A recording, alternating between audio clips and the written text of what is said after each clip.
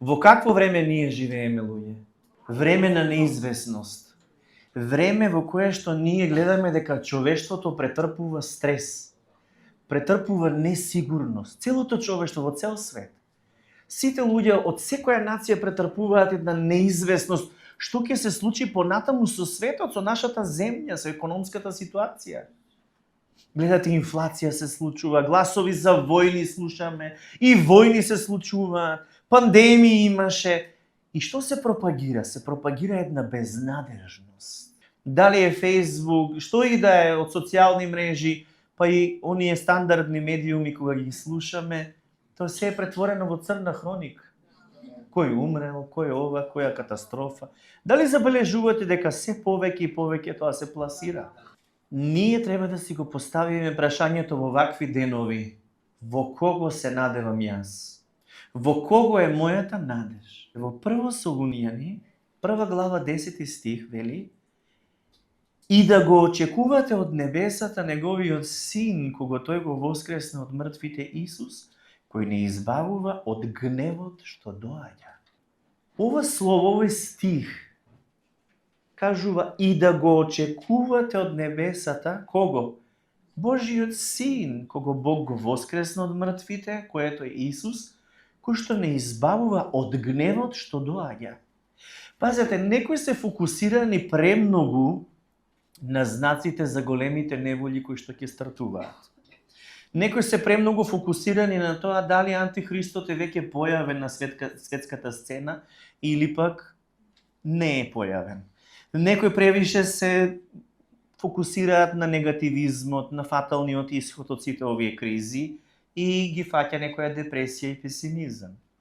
Кај секого има некакви различни мисли, различни фокуси кон тоа што ќе се случува, дали се случува веќе според Библијата и така натаму. Меѓутоа, ние треба да знаеме дека токму во вакви времења ние сме повикани да ја имаме блажената надеж.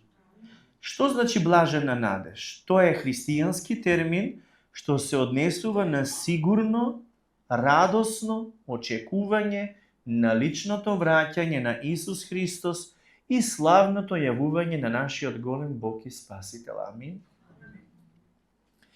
Во Тит 2 глава 11 до 14 стих вели за Божијата благодат, зашто се јави Божијата благодат која носи спасение за сите луѓе, која не воспитува да се откажеме од безбожноста и светските похоти. Кој не воспитува? Законот ли? Религијата ли не воспитува? Што нас не воспитува? Божијата благодат. А благодат е милост од Господа, што толку е прекрасна и не создава притисок. Не ти создава страф, не ти создава притисок, ако сгрешиш ќе умреш или ќе изгориш. Нема такво нешто. Божијата благодат е таа милост од Господа што не ја заслужуваме, ете таа кога дозволуваме да тече низ нас, таа не учи, не воспитува да се откажеме од безбожноста и светските похоти, да живееме разумно, праведно и побожно во сегашниот век, и ова е важното сега, очекувајќи ја блажената надеж и славното јавување на нашиот семоќен Бог и Спасител Исус Христос, кој се даде самиот себе место нас за да не избави од секакво беззаконие и да очисти за себе собствен народ кој му припаѓа, кој ревнува за добрите дела. Амин. Значи, ние очекуваме блажената надеж и славното јавување на нашиот семоќен Господ и Спасител Исус Христос. Амин. Тоа е ставот што треба да го имаме како верници, како христијани во ова време. Не да очекуваме кога бомба ќе падне овде, не да очекуваме колку многу ќе оди инфлацијата горе-долу, не да очекуваме дали Антихристот се појавил или не се појавил, дали третиот храм е изграден во Ерусалим или не е изграден, туку ние треба да очекуваме кого? Да го очекуваме славното јавување на нашиот Господ Исус Христос. Односно да ја имаме таа блажена надеж. Дали ја имаме таа блажена надеж? Ако имаме надеж, одиме напред. Ако имаме очајот што прави? Ги суши коските. Кога имате очај, што се случува? Започнува сршта да се суши, која што е клучна за да има живот, односно крвта да функционира. Ако нема, тогаш крвта станува каква? Прво анемична, а потоа веќе се случува леукемија, да не влегуваме во тие подлабоки ситуации. Затоа нашиот повик е да имаме блажена надеж. Ако имаме ние надеж во Господа и во тоа што следува, ако му веруваме, тогаш таа надеж во нас има некаква функција. Читам од 1 Јованово, 3 глава, 2 и 3 стих. Возлюбени, сега сме Божји деца и уште не се откри што ќе бидеме, но знаеме кога ќе се открие, ќе му бидеме слични, зашто ќе го гледаме онаков каков што е. И секој кој ја има оваа надеж во него, се очистува самиот како што е и тој чист. Амин. Значи, што се случува со таа надеж ако ја имаме во него?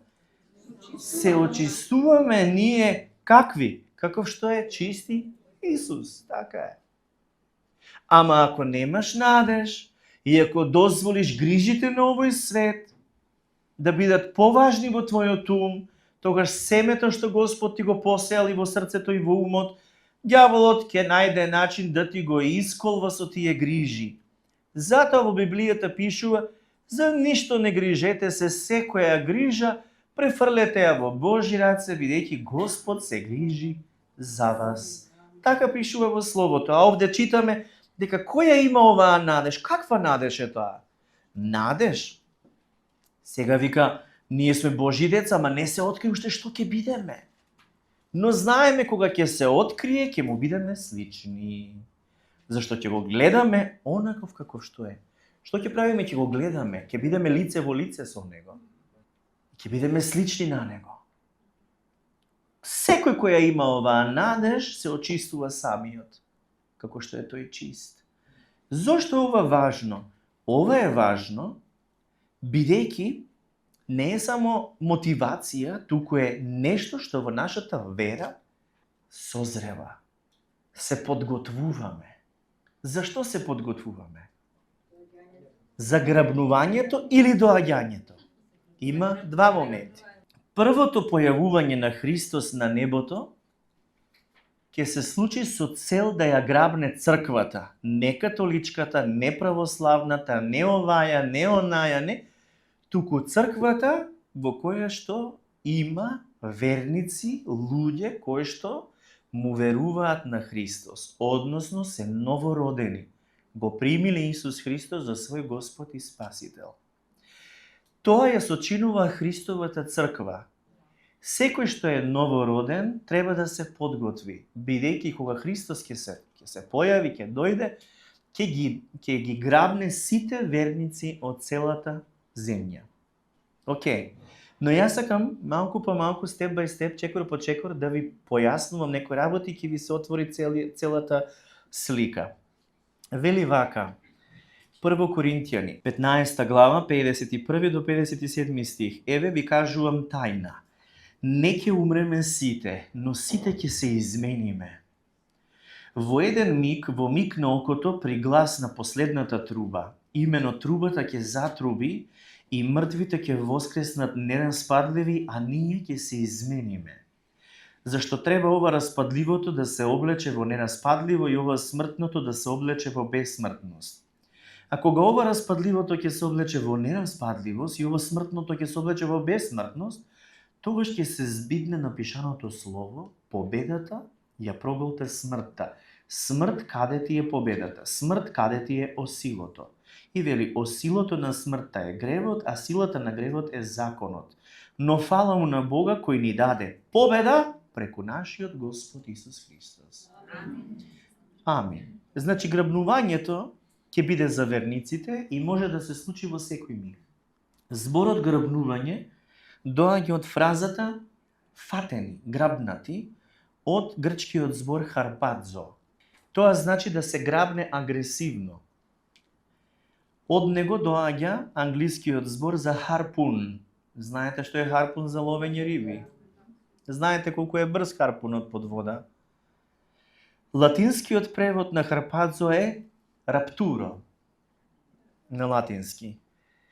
Истото значење го има, да се грабне агресивно. И затоа ова действие, ова случување се нарекува грабнување, а во некои преводи ќе го прочитате како вознесување. Дали сакате да знаете кога ќе се случи грабнувањето? Во 1 Коринтијани 15 глава читам 3 и 4 стих, вели вака. Павле го пишува ова. Ви го предадов најнапред она што го бев и примил, дека Христос умре за нашите гревови според писмата, според пророштвата, дека тој беше погребан и дека на третиот ден воскресна според писмата. На кој ден воскресна Христос? И колку години помина откако Исус умре? Врз основа на нашиот грегоријански календар 2000 години се поминати. Што значи тоа 2000 години? 2 дни. Ние сме во првиот дел од третиот ден. Осија 6, пророкот Осија, во 6 глава, 2 и 3 стих, вели: ке не оживее за 2 дена, а во третиот ке не подигне, и ние ке живееме пред лицето Негово. И така сега да се стремиме да го познаеме Господа, а тој сигурно ќе дојде кај нас како утринска зора или како утрена зора, ќе ни дојде како дожд, како доцен и ран дожд, ќе ја натопи земјата. Значи, 2 дни се поминати 2000 години. Зошто го кажувам ова? Бидејќи во Библијата пишува: еден ден за Бога е како 1000 години и 1000 години се како еден ден за Бога. Така е. Значи, по 2 дни Исус нели воскресна на третиот ден, а во Осија вели ќе не оживе за 2 дена, во третиот ќе не подигне, ќе не крене. И вели и ние ќе живееме пред лицето Негово. Значи ќе имаме живот, ќе живееме пред лицето Негово, односно пак очи во очи, како што ви читав од Прво Јованово послание. Ова е многу важно, бидејќи на третиот ден тој ќе не воскресне, за да можеме да живееме пред Него, и во оваа фаза буквално ние ќе го искусиме тој однос лице в лице. Но пораката е да се стремиме да го познаеме Господа, односно да влегуваме во подлабока релација со Бога. Кога Исус воскресна од мртвите? Рековме третиот ден. Меѓутоа, во кој час воскресна? Во Лука 24 глава вели дека на првиот ден од седмицата, многу рано наутро, жените дојдо и го најдоа гробот празен, каменот беше тргнат од гробот. Значи, кој дел од денот од третиот ден бил тоа? Многу рано наутро. Што значи, по 2000 години, тој ќе не оживе на третиот ден, во кој што веќе сме, рано наутро. Значи, неговото доаѓање е рано, утврдено, како утрото, рано наутро, на третиот ден. Пазете, во Библијата пишува дека никој не го знае денот и часот, нели е така? Но можеме да го откриеме патернот, односно шемата или начинот, кој што веќе го гледаме претходно. Значи, Исус тоа не го направи првиот ден, односно во првите 1000 години. Исус тоа не го направи во вториот ден, во овие години, овие втора илјадарка од ова што го живееме. Значи, тоа ќе го направи третиот ден, односно на самиот почеток. Евангелие по Јован пишува во 2 глава, 1 и 2 стих. А на третиот ден имаше свадба во Кана Галилејска. И Исусовата мајка беше таму. Ги повика на свадбата и Исуса и неговите ученици. Кој ден беше свадбата? И што ден беше? Што се случуваше? Го повика Исуса, дојде со учениците и со мајката на третиот ден. Алелуја! И сега, зошто ова е важно да го сватиме? Светиот Дух, знаете дека е тој кој што ги вдахнува луѓето да пишуваат, да го пишат сето ова. Зошто Светиот Дух истакнува трет ден свадба Кана Галилејска, третиот ден? Зошто го истакнува тој момент? Бидејќи Светиот Дух не остава трага. Не остава трага, тоа е порака за сите нас, ние треба да откриеме. Зошто е ова важно? Каква е таа свадба? Тоа е свадбена вечера на јагнето. Првиот настан што ќе се случи откако ќе бидеме грабнати, ќе се случува свадбената вечера на јагнето.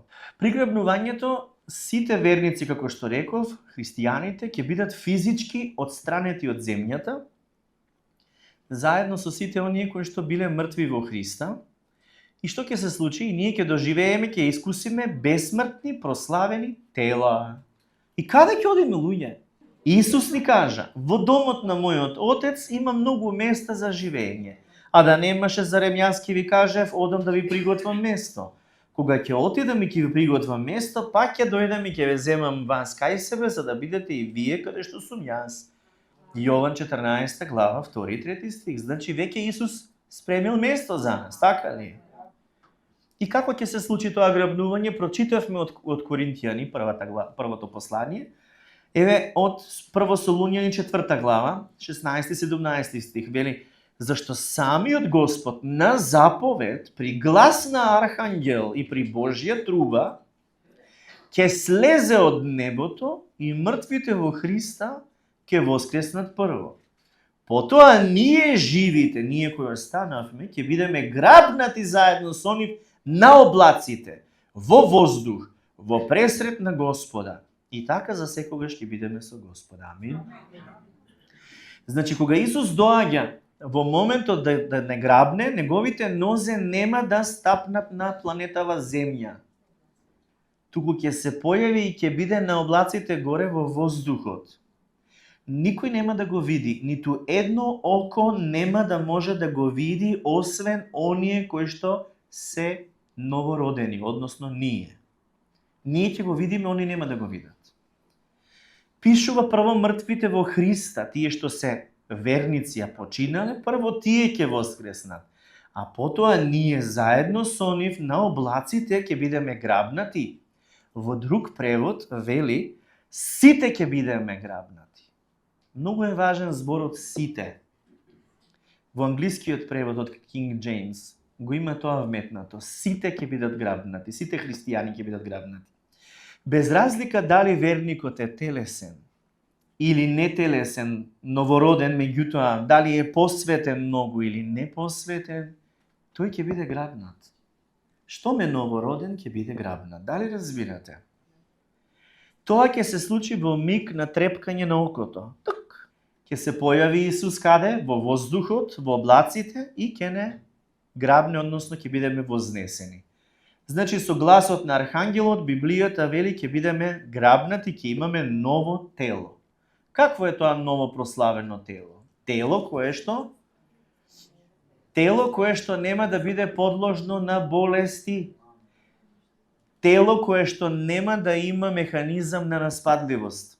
Тело кое што ќе биде младо, згодно, силно, енергично. Дури, пазете, нема да имаме потреба од сон и нема да имаме можност за репродукција. Ние сите кои што сме тука и што сме го примили Исуса Христа за наш Господ и Спасител, ние искусуваме ново раѓање, да кажам духовно воскреснување.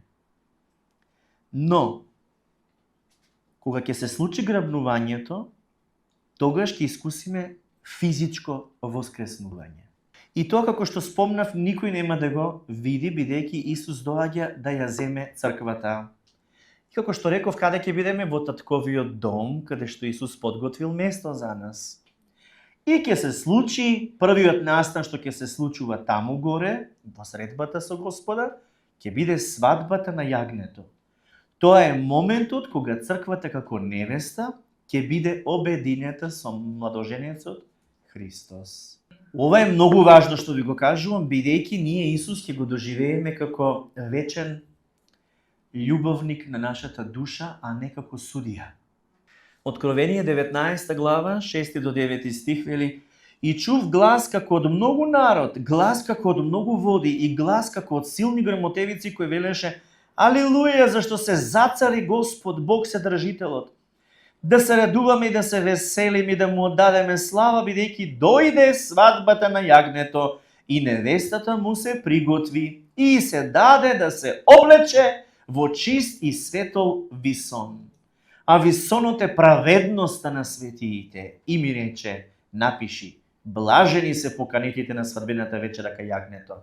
а ми рече уште, ова се вистински Божји зборови. Амин. Каква е таа наметка која што невестата ја има црквата? Праведноста на Христос, така ли е? Дали ја имате праведноста на Христос врз вас? Дали ја живеете? Кога сте со свеста многу повеќе посветени на вашите мани, недостатоци и гревови, вие таа наметка ја ставате под нозе.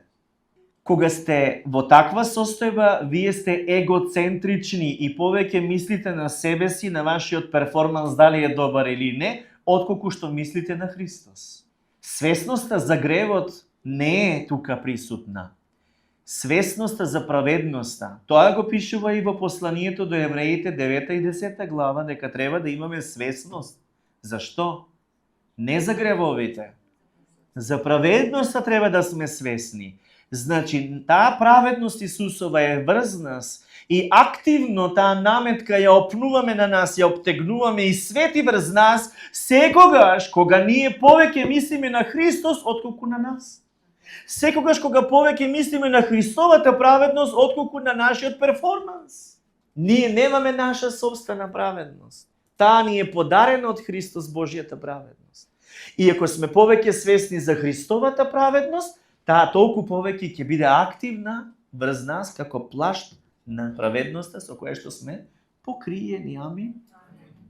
Ова значи духовниот раст кај вас зависи од тоа каде ви е вниманието, атеншенот.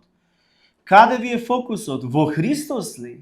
Нели во Словото вели погледот да ни биде кон Христос? Не кон друго, не кон светот, не кон телесните нешта, туку да мислиме на небесните нешта, на возвишените нешта, пишеме во Филипјани. Нели е така? Вие на што мислите?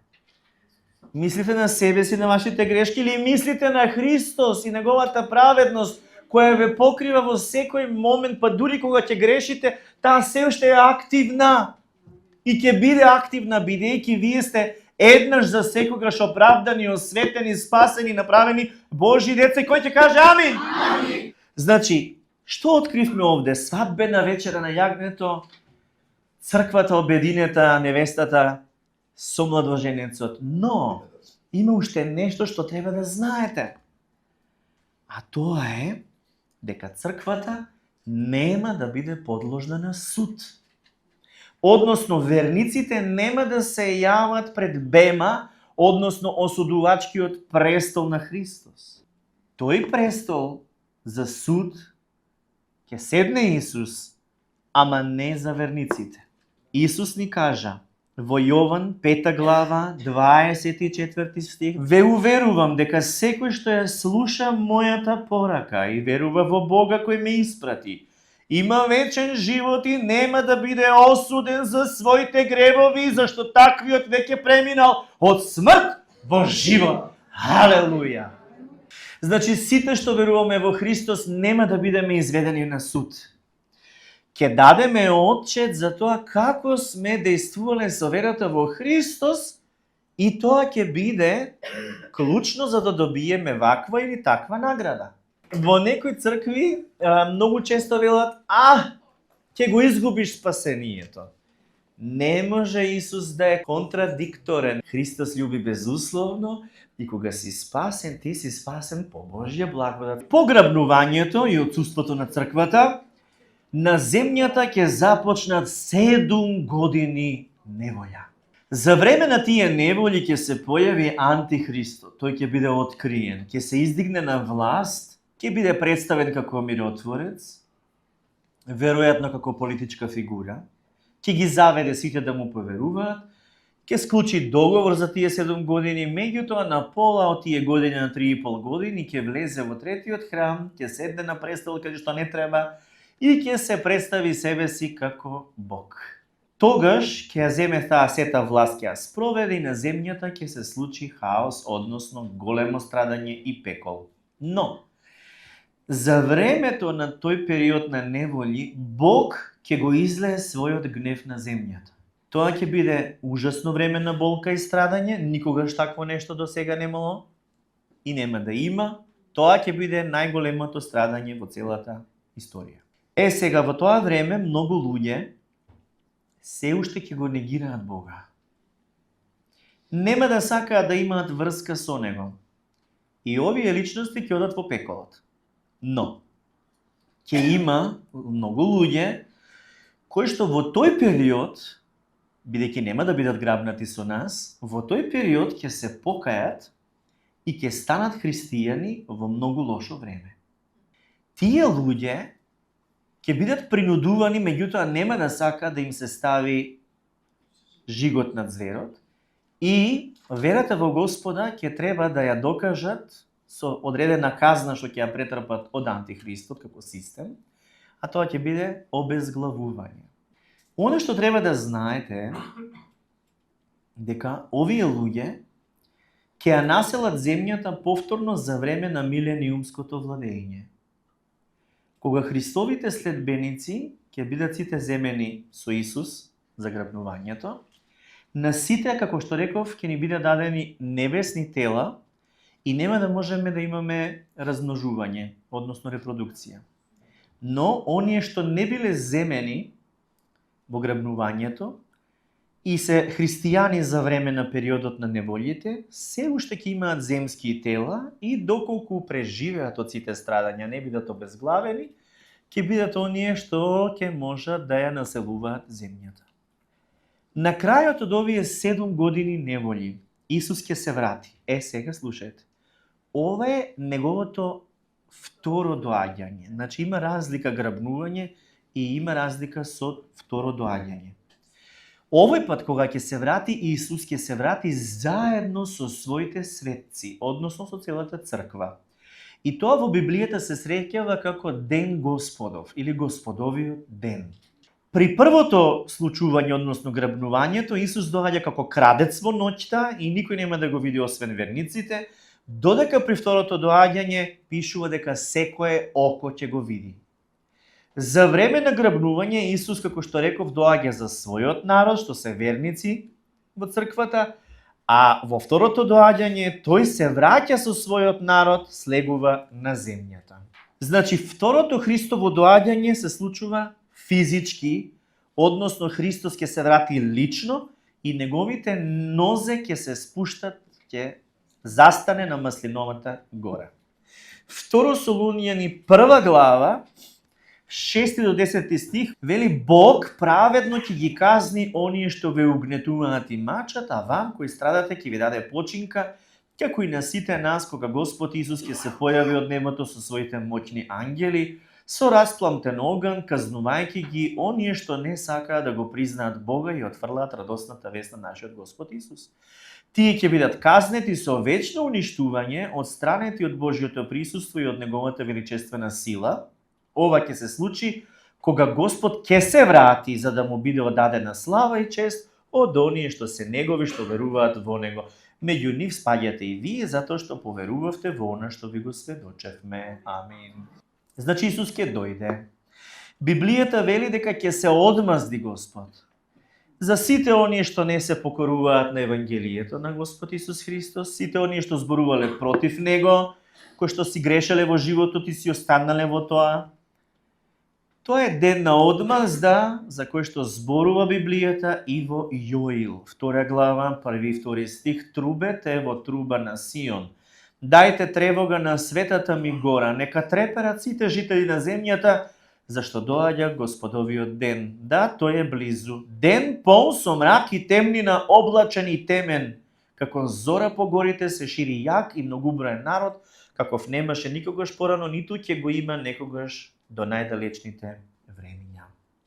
Значи, Господовиот ден ќе се случи, човекот го имаше својот ден, овие илјадници години, меѓутоа Господ вели, сега доаѓа мојот ден. И тој почнува со чистење на земјата, меѓу другото. Значи, Христос првиот пат кога дојде беше за да ги спаси луѓето, меѓутоа овој пат нема да доаѓа да ги спаси луѓето, туку ќе дојде за суд, меѓутоа ќе го спаси Израел. Исаија пишува за тоа во 13 глава, 9 до 14 стих. Вели, ете доаѓа лутиот Господов ден, гнев и јарост, за да ја претвори земјата во пустина, за да ги истреби грешниците од неа. Зашто небесните звезди, а низ од звездијата не ќе блескаат веќе со светлина, сонцето ќе потемне, изгревајќи месечината не ќе свети веќе. Ќе го казнам светот за злото, безбожниците за беззаконието. Ќе ја докрајчам горделивоста на горделивите, ќе ја понижам надуеноста на силниците. Човекот ќе биде поредок отколку пречистено злато, смртникот поредок од офирското злато. Ќе ги разнишам небесата, ќе се помрне земјата од местото од гневот на Господа над воинствата во денот на пламнатата му јарост. И тогаш како исплашена газела, како овци што никој не ги собира, секој ќе му се врати на својот народ, секој ќе избега во својата земја. Нема да е убаво. Ама ние, тоа нема да го доживееме врз нас.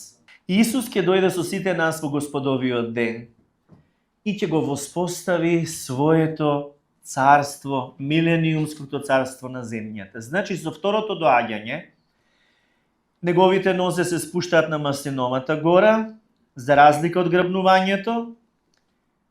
Тој доаѓа на Маслиновата гора, меѓутоа како доаѓа, тоа ќе биде бавен процес, за да може секое око да го види, цел свет ќе знае дека тој доаѓа со својата црква.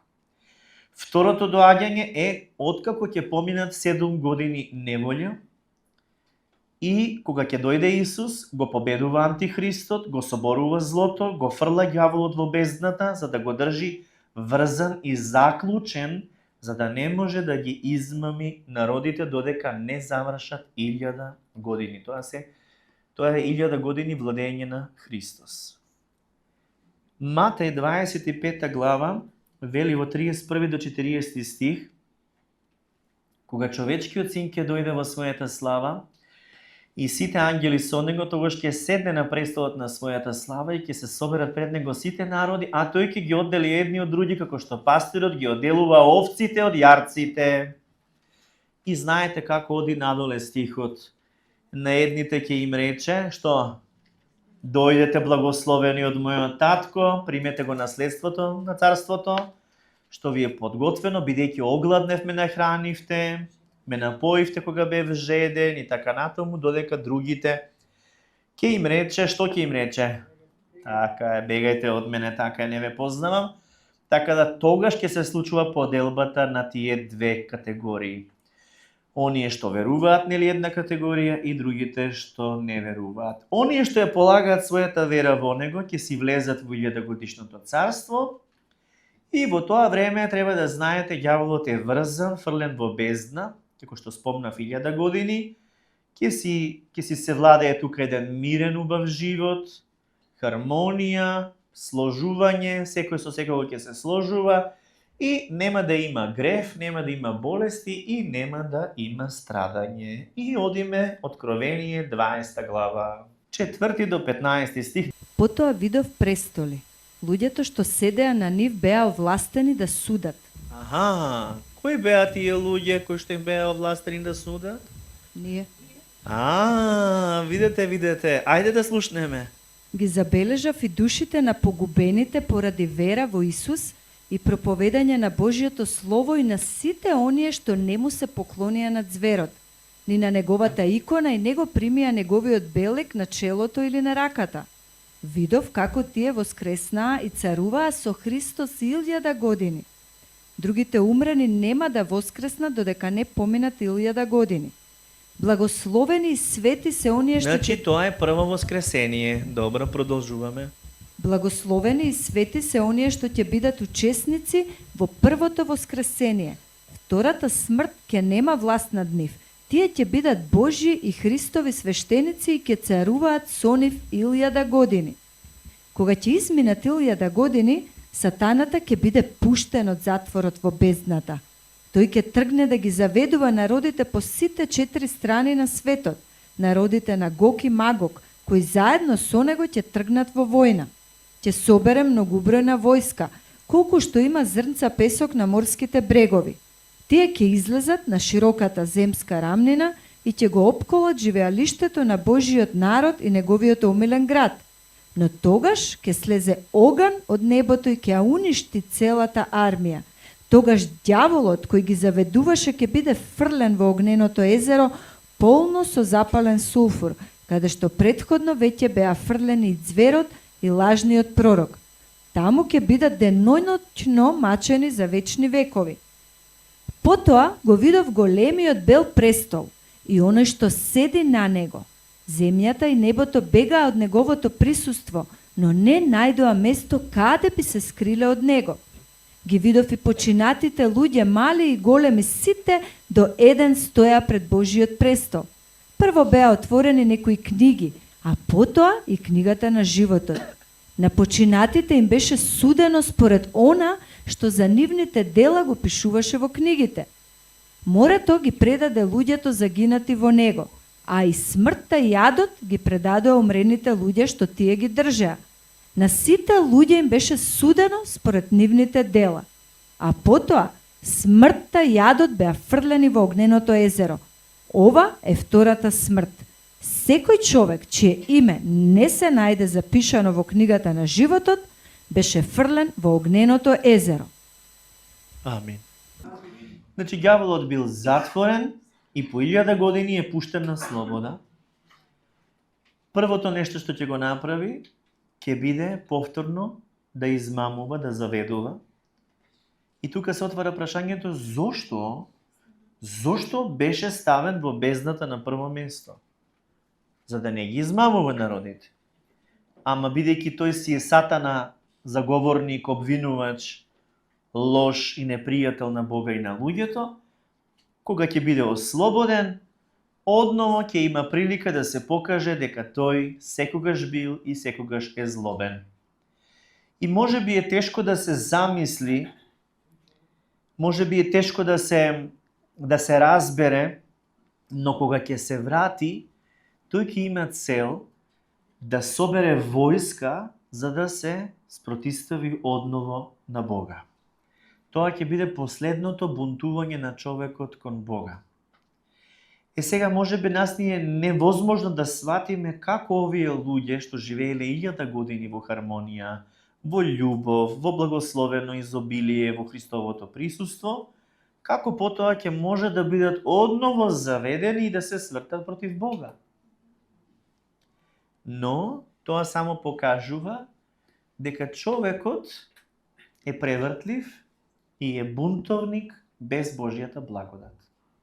Ненаситно, не знае да цени, секогаш е посветено на себе, односно егоцентрично. Така да, ѓаволот кога ќе се појави, односно кога ќе биде пуштен, ќе има приликата да заведува.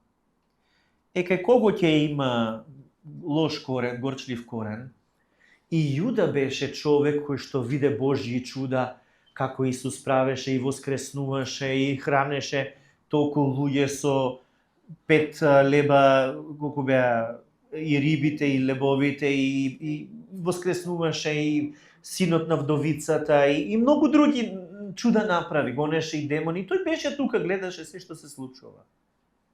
Сепак,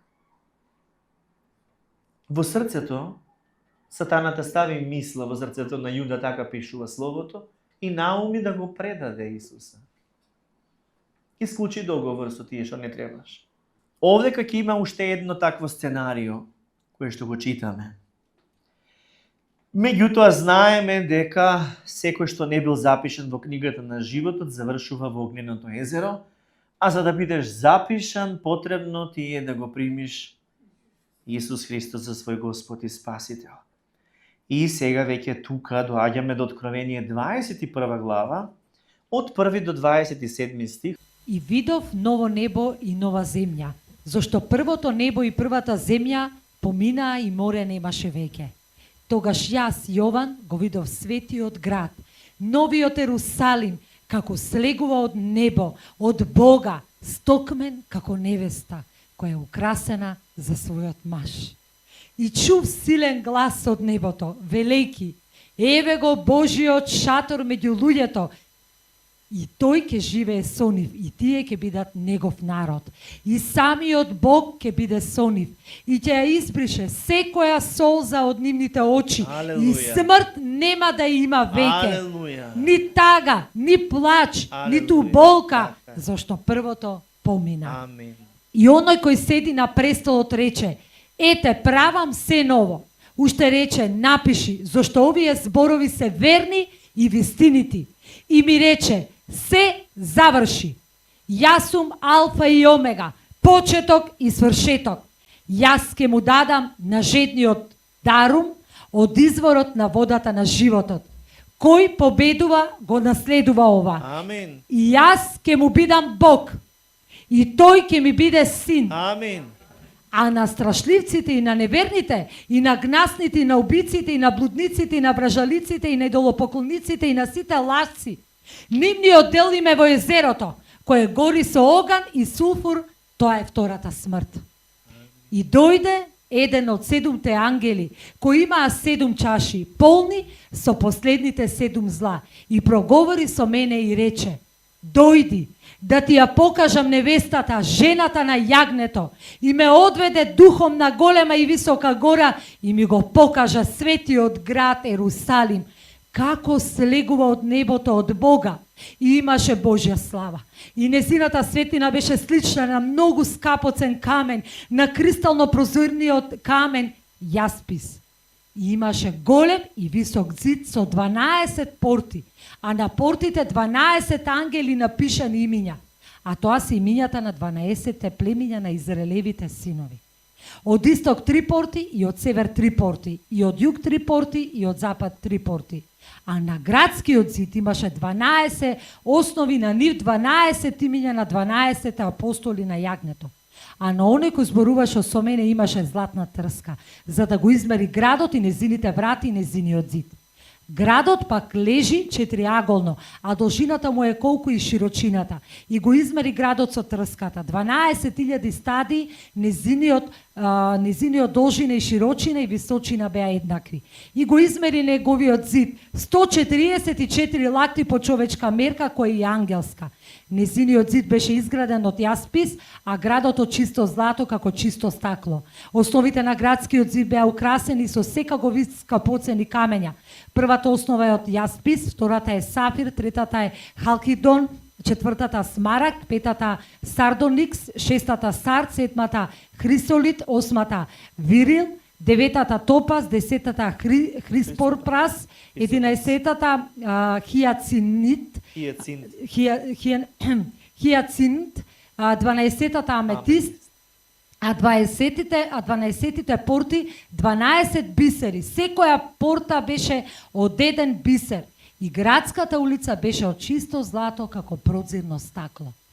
А храм не видов во него, зашто неговиот храм е Господ Бог семокниот и јагнето.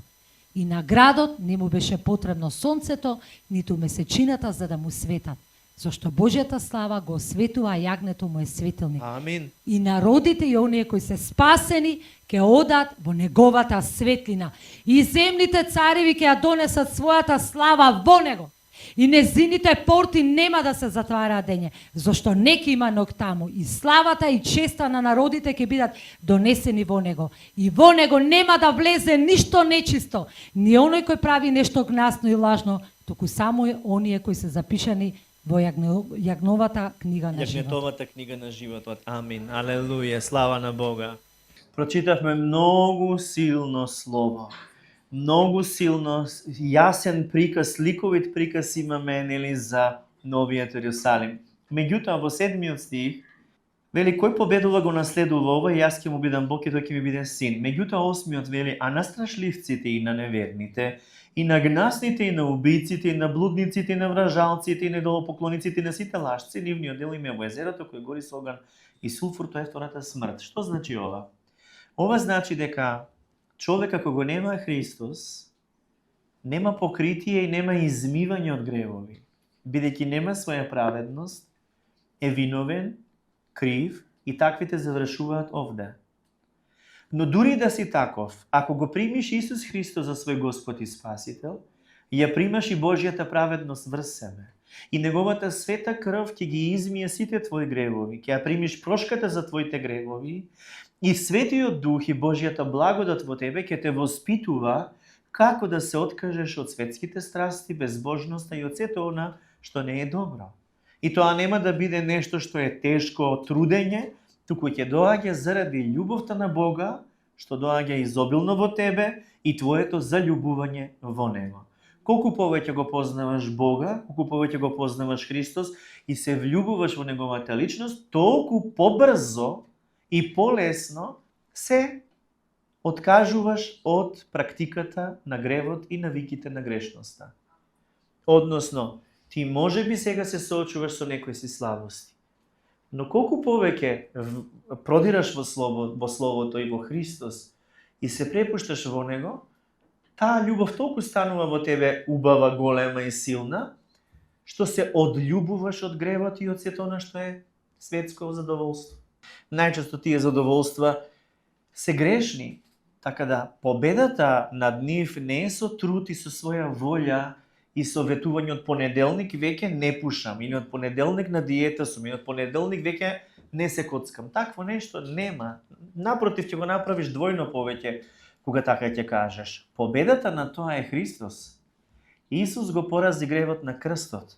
И таа победа ти овозможи и тебе доколку си во Него. Исто така сакам да истакнам. Гледате самите колку е важно луѓето дека треба да ја слушнат радосната вест, дека Господ не им е луд. Ние живееме сега во епохата на благодата. И во оваа епоха ние треба да ја шириме таа радосна блага вест, дека Бог не е луд. Сета таа лутина ја излеа врз Христос, кога Христос беше казнет заради нас и наместо нас на крстот. Он го плати тоа. За таа лутина ти веќе да не ја осетиш. Да не ја искусиш. Исус стана проклетство да го земе твоето проклетство, за ти да не гниеш од проклетства. Исус стана отфрлен за ти да бидеш прифатен. Така да има надеж за нас и за секој што во Христос гледа. Затоа ние сме луѓе на надежта, ние сме луѓе на светлината, ние сме луѓето на Бога. И таа надеж треба да му ја носиме на овој безнадежен свет. Со тоа што ќе им кажуваме на луѓето дека Божјата љубов се уште е активна за нив и не е потрошлива. Таа надеж е вистинска само во Исус. Може да сте успешни луѓе, може да сте достигнале некој статус во општеството, материјални добра, изобилие да искусите во животот, но доколку Исус не е централна оска на вашето постоење и егото, знаете што е его, суетноста ваша, парите, светските мудрувања, ако сите тие се на пиедестал, во вашиот живот, тогаш тие станале идоли, односно субјекти на кои што се поклонувате и според кои што се раководите во животот. Бог е ревнив Бог, не сака да имате идоли. Не сака да имате поклонение кон било што друго и зависност од било што друго. Кога има идол во вашиот живот, вие станувате роб на тој идол. Обожавател, ама и роб. И тоа некогаш се парите, во позадина е духот Мамон, некогаш тоа е славата, некогаш тоа е блудта и похотата, некогаш е гордоста на животот, да ме видат, да ме признаат, да ме ценат луѓето во општеството и така натаму и така натаму. Зошто ово ви го објаснувам? Бидејќи грабнувањето ќе се случи. И вие, ако сте христијани кои што сте новородени во Христос, треба да сте спремни за тоа. Како да сте спремни? Најпрво, да не жалите за она што ќе го оставите позади вас. Ти да си спремен и да не си ниту во состојба на двоумење, дал да ме земе, дал не, ниту во состојба на жалење, што ќе оставам, многу ми ќе оставам многу, не. Се си трупал ти, ама тој си е твој проблем. Мора да знаете, каде ви е срцето, таму ви е богатството.